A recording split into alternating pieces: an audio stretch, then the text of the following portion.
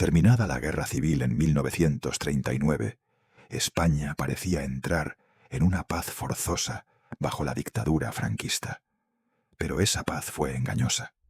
En muchas sierras y pueblos del país comenzaba otra lucha, la de los llamados maquis, guerrilleros antifranquistas que prolongaron la guerra en forma de resistencia armada. Muchos de ellos eran combatientes derrotados que huyeron a las montañas para evitar la represión. Otros venían del exilio en Francia, donde habían luchado contra los nazis en la resistencia, y regresaron convencidos de que la derrota de Hitler arrastraría también a Franco. Su sueño era que la Segunda Guerra Mundial abriera las puertas a una nueva república. La acción más ambiciosa fue la invasión del Valle de Arán en 1944. Unos 4.000 guerrilleros cruzaron los Pirineos esperando encender una insurrección en el interior. Fue un fracaso. El régimen demostró su fuerza y los pueblos fronterizos sufrieron la llegada de unos hombres armados a los que alguno podría ver más como invasores que como libertadores. Tras ese golpe, la guerrilla se extendió por varias regiones: León, Asturias, Galicia, Andalucía, Levante y Aragón. Atacaban convoyes, cortaban líneas de tren, volaban torres eléctricas y, sobre todo, sobrevivían saqueando a gente que consideraban pudiente.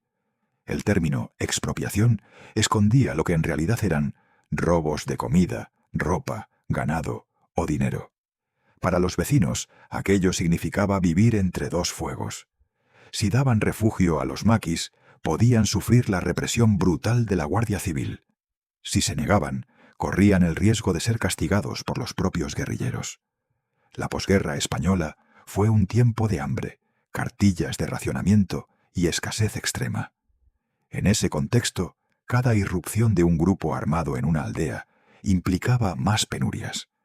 Muchas familias fueron marcadas como enlaces, simplemente por miedo o por haber compartido un trozo de pan, y después se enfrentaban a detenciones, torturas, cárcel y, en algunos casos, ejecuciones sumarias.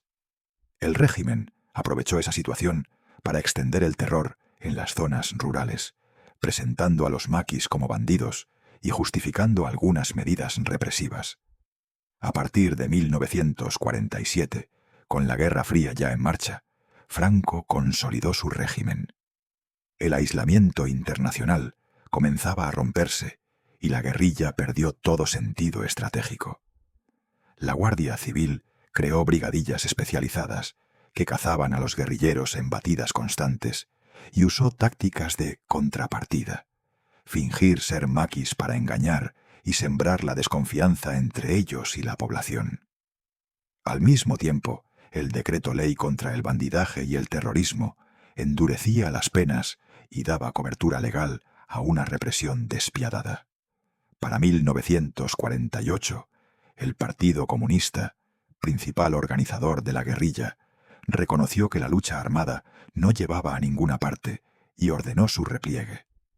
Durante algunos años aún resistieron focos aislados en Levante, Andalucía y el norte, pero uno tras otro fueron cayendo.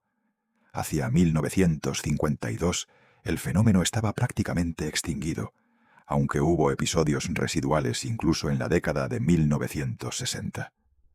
Lo que quedó en la memoria de muchos pueblos no fue la imagen romántica del guerrillero idealista, sino el recuerdo amargo del miedo. El miedo a que llamaran a la puerta de noche para exigir comida. El miedo a ser denunciado por colaborar.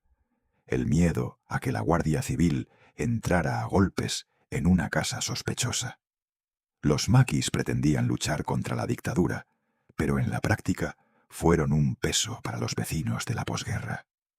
Una guerra que había terminado oficialmente en 1939 seguía cobrándose víctimas anónimas en los pueblos de España durante más de una década. Y cuando los últimos guerrilleros cayeron, lo que quedó fue el silencio. Un silencio impuesto por el régimen. Y en muchos lugares, también un silencio cargado de miedo y cansancio.